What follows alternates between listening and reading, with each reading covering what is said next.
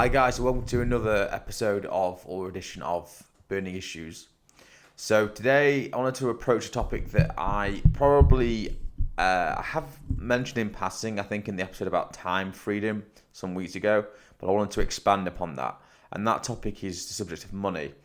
Now, a phrase that I really love is money is a great servant and a terrible master.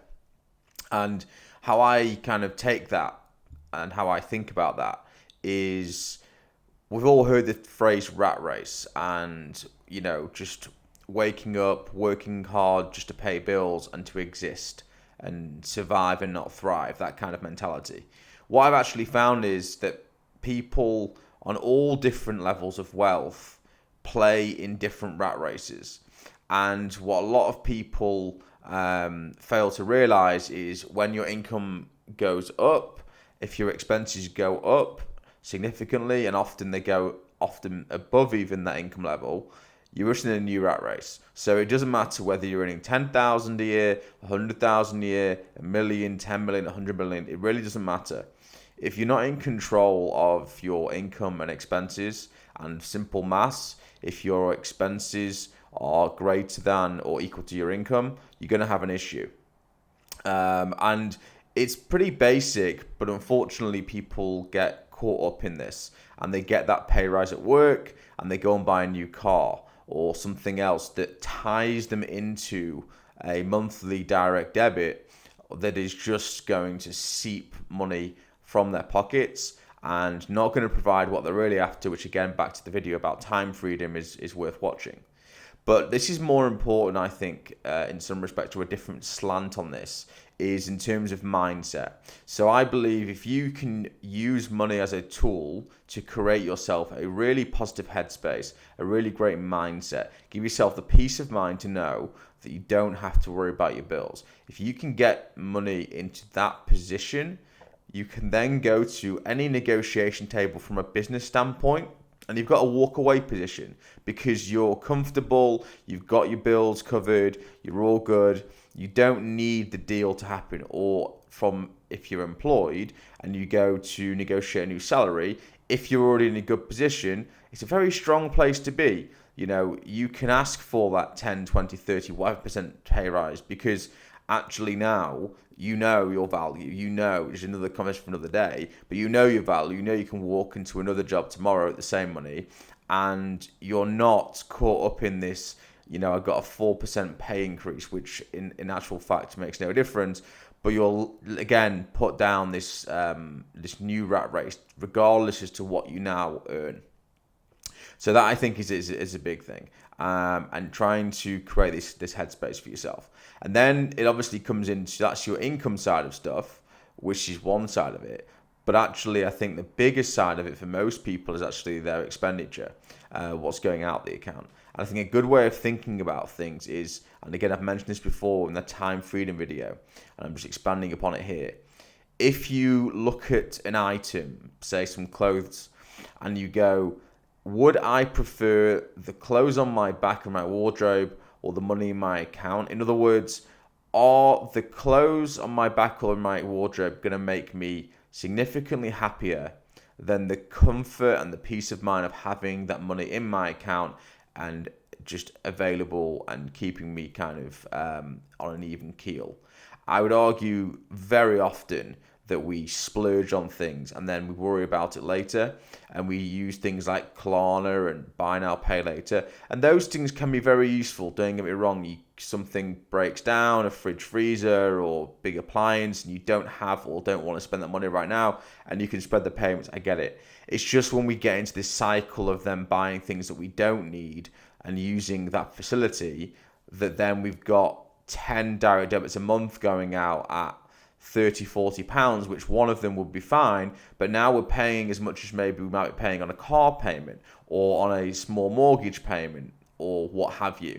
So it's something to be very careful with.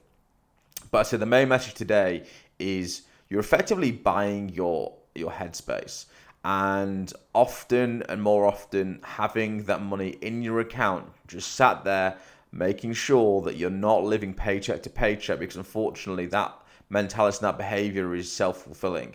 And if you keep living paycheck to paycheck and believing that you'll always live paycheck to paycheck, that's what will happen.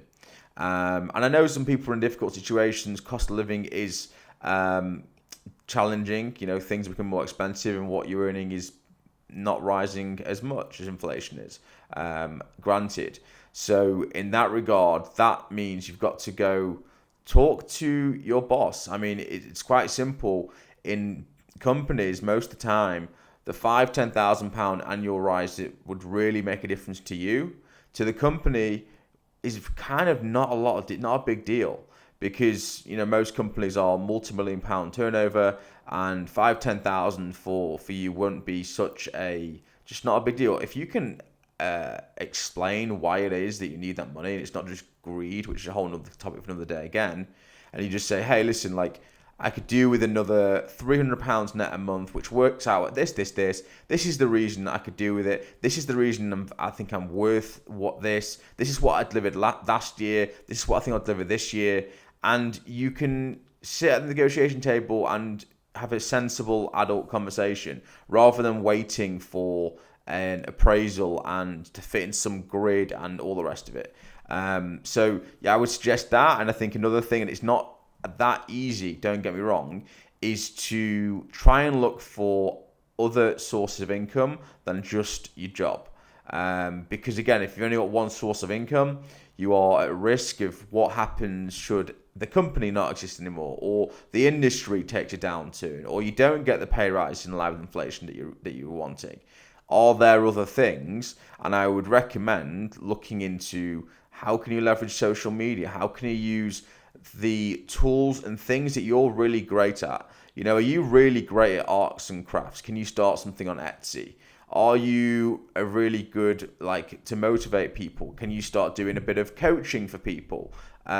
You'd be surprised, you just got to try things. And I think that's one side of stuff.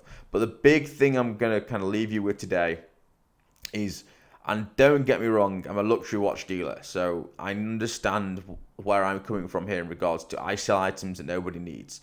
But the point is, you can enjoy and spend, no problem, and you should enjoy and spend, and you shouldn't, I don't believe, wait to retirement age. I don't believe in that particularly. At the same time, it should be done sensibly. So splurge every so often, go on your nice holidays. Everyone's got different things they really enjoy spending money on, absolutely. But don't get into the habit of working super hard all year for a 1-week vacation. How about working in something where you enjoy it more, earning less, and not necessarily needing to go on such a vacation, and you're just enjoying the day to day. So yeah, that's what I would kind of take an audit of yourself and go, am I really just working, one, to pay bills, two, just to go on the vacation twice a year because I hate what I do, and three, just to pay off debts that I already have, and I'm keep accruing and going, oh, you know what, F it, end of the day, I've got this credit card debt, I'm never going to pay it off, there's no point, we'll just add more in. It's not an easy topic, it's one in the UK for sure, and from my experience, we don't talk about enough. We should, because it's just a tool. At the end of the day, it's a great servant and a terrible master. And the more we talk about it, the more open we are with our partners, the more open we are with our friends and our family, talking about these things, the better I think everyone's conversation is, and everyone becomes more comfortable. And some people that you wouldn't expect have a really good grasp on this, and some people you expect that have a really good grasp on it don't. So don't just take advice from someone that's got more money or got more material things. That's not necessarily the case. I guess chase time freedom, chase happiness, but most of all, just make sure you're doing something that makes sense for you, because what makes sense for you does not necessarily make sense for somebody else. With that being said, I wish you all a fantastic week ahead, and I'll catch you on the next one. Thank you.